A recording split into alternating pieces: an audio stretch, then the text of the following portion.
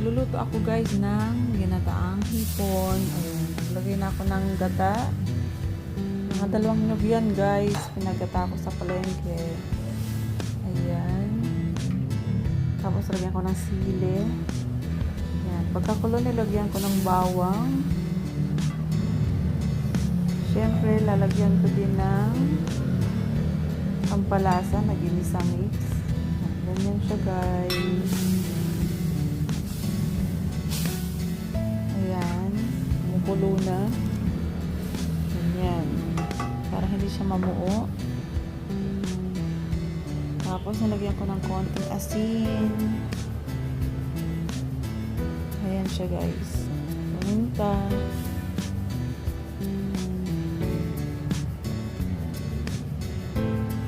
Halo-haluin. Ayan, ganyan siya guys. Haluin nyo para hindi siya mamuo. Ayan, halo-haluin. Ayan, ganyan siya guys. Tapos, lagyan ng konting asuka.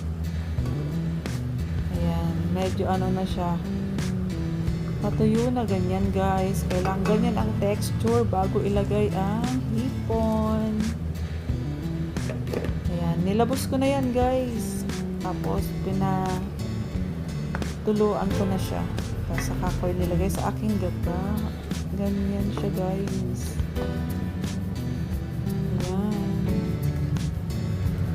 Patutuyuin lang yan. Patuyuin lang siya ng konti. Ayan guys.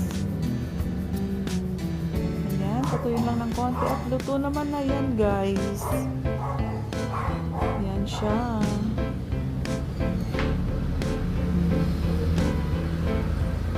Pagkakulo niyan, okay na yan. Para meron kang sauce paglalagay sa kanin. Ayan ang ginataang hipon. Ayan siya.